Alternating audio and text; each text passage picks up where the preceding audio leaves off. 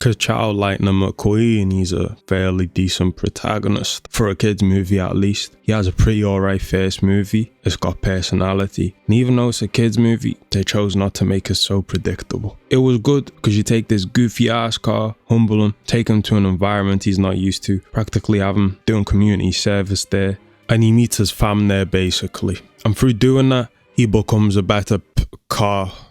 Yeah.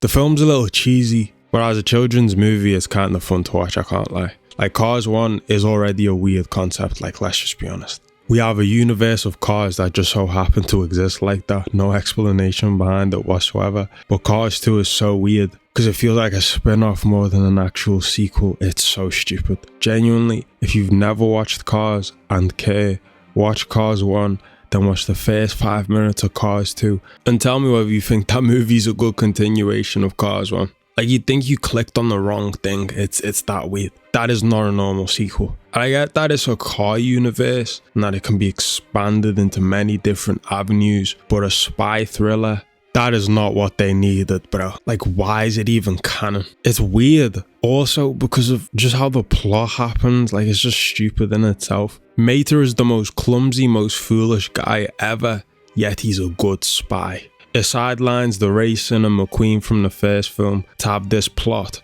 where Mater, yes, Mater, takes up most of the film. Like, and his stupidity carries him through most of the spy missions. I get they were trying to make a fun movie and make it enjoyable. But bro, Mater's stupidity isn't even funny, bro. It's low-key just annoying at times. Like, just shut up. And you know the crazy thing? I actually don't hate the movie as much as other people do. Maybe it's because I'm not the biggest Cars fan. But on the first watch, it was entertaining. And I can see why people don't like it, because the plot is stupid and kinda bad. Some Australian car wants to sell his oil or something like that, and we got a spy movie because a car wants everyone to use his oil or something. But I feel like if you can just turn your brain off like entirely when watching this franchise and just look at it for what it is, you'll be fine. But the moment you start looking too deep and you start thinking about the silliness, like, oh, why do cars make bullets? Why does a car have a respirator? Yo, next. A movie about shaboing boing Frank missiles, buns, food. Yeah, this deserves to be here. The plot of this movie is all these items exist in the supermarkets, of course. And there's some lore about the great beyond, and this refers to how the outside world is. The items think that the outside world is all perfect, and that's until the other foods start exposing just how bad the outside world is. The great beyond. And when they get taken back home, the foods get devoured and killed, as they should, cause they're food. And the film is pretty much a nothing burger film. I guess the whole goal of the film is exposing the idea that their beliefs are stupid and their destiny is not actually their destiny. You know, like how they want to be with a bun and they're a sausage. And then it's navigating and seeing how they can try and change that destiny to shape it into how they want it to be. And how the gods are wrong. And all that leads to the big build-up moment towards the end, which I'll get to later. Speaking about gods, the items and the foods also believe that yes, us humans are gods. They think we are gods. Like mentioned before, they believe these rules with how the foods operate with their bodies. Like, is this film trying to roast religion, bro? Which brings me to the main part of the film. Like, the food's just freaky. Like, I'm pretty sure there's a part in the film where Teresa the taco says something about the buns, but she can't do anything because of the rules from the gods and how all of the foods can't really do anything. It's so stupid.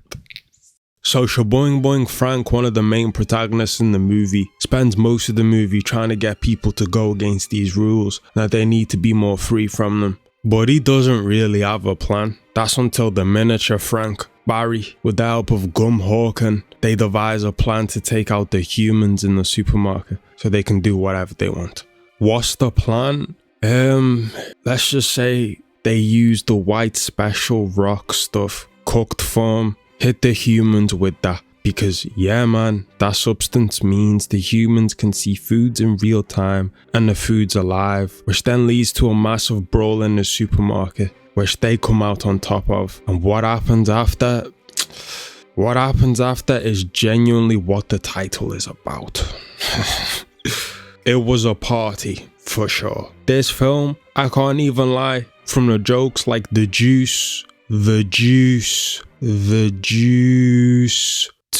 douche, the Mexican joke about the coyotes that the taco makes, I'm pretty sure about the tunnel or something, the joke about the... I mean, it's a movie I will most definitely not be watching again. Well, on to the next. When it came to making this video, it genuinely felt like I wasn't using my brain enough. Tubi is a playground for some of the worst movies to ever exist. Like, all you gotta do is watch the trailers for some of them, man. I remember watching the Tubi movie Funniest Moments, and I saw a clip of a movie where a guy bent a bullet around a corner with a pistol. But on a real, these movies have some of the most stupid, most psychotic, dare I say peak plots ever? Nah.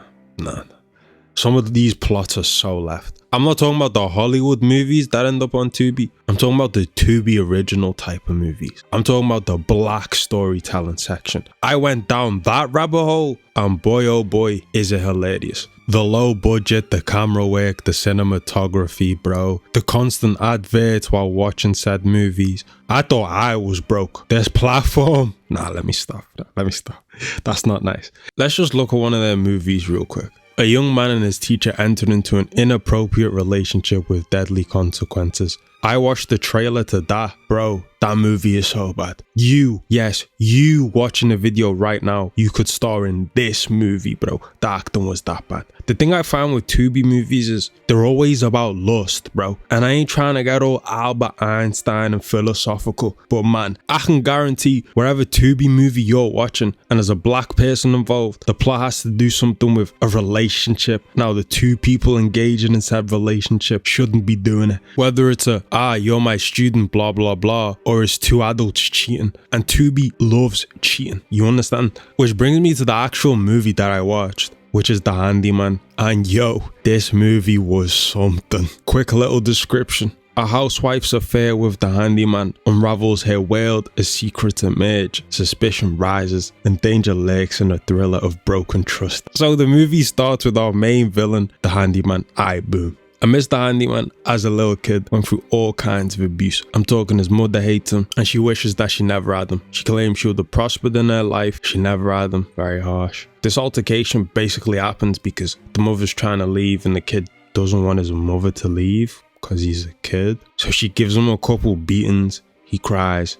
She tries to leave the crib, but slips outside. Like she literally must have sprained her ankle or something because she couldn't get back up. So what does he do? He burns her alive in the house. So the movie then transitions to the present day, but instead we come to meet the family of the housewife, the husband and the daughter. However, the daughter and the mother don't like each other because she's the stepmother and blah blah blah. So everything isn't all good at the family home, and there's some growing tension with the wife and husband, of course. Anyone with a brain can already see what's going on here, to be honest. This then introduces us to the little blackhead from before, the start of the movie. He's the handyman, and he's here to build the new nursery for their home, as they have a baby, of course. So our wife here, her name's Morgan, gets to spreading a tea with her friend. She thinks he's pretty good looking. The friend kinda messy. These are grown individuals flirting with the idea of cheating. That's how it always starts, bro. Little bit of micro cheating. For some reason though, the husband says he can live in the house until the nursery's built. I mean, I guess. So this of course leads to growing tension between the wife and the handy. They start getting comfortable, like far too flirty. But to her disappointment, her husband keeps not showing up at the crib, and he keeps saying it's work. Yeah, I wonder if it's actually work that's keeping him busy. So with her obviously annoyed, she brings the food that she cooked up to the handy, and of course he appreciates her food. He likes it. Of course he does. And he proceeds to compliment her, saying that her husband is stupid for not seeing the type of woman she is. And this leads to them, yeah, let me skip that.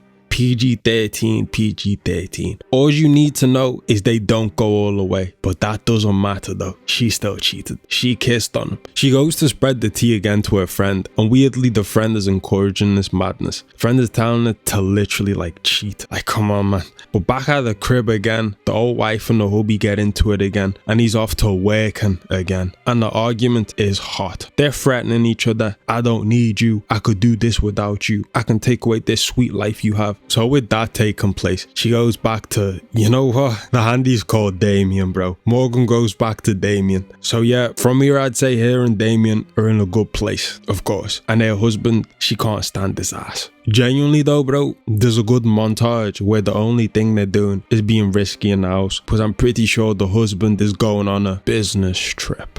When the husband comes back home though, the wife finds panties in the house, and he hits her. They then show a scene of Damien imagining life with him being with Morgan and having his family with them. And I can say for the first time as an adult, the movie shows just how crazy he is. He goes down the stairs to find her crying and all bruised up from the aftermath of her husband. Damien gets a little hot-headed, saying her husband doesn't deserve her, blah blah blah. The husband later then finds her in the bathroom all upset, trying to cover up her bruises, and apologizes, saying he'll do everything and anything to make it up to her. More tea with the friend though, whatever. The friend says she needs to be more careful with Damien, and how dragging him into this drama and family mess is stupid, and she tells her to check the cameras because of how crazy he is. After this, we see a scene of Damien show Morgan the house that he bought for the both of them. Yikes, bro, yikes. Brian the husband and Morgan the wife though talk it out, solve their differences, and I guess fix their relationship, and she gives him another chance. After Damien just bought the crib. So she goes back to that house, talks to Damien, tells him there isn't no them anymore because she doesn't want to lose her baby. So they obviously argue and Damien goes crazy and his old demons start to come back. So I guess everything goes back to normal with her husband. But get on this, Damien is plotting something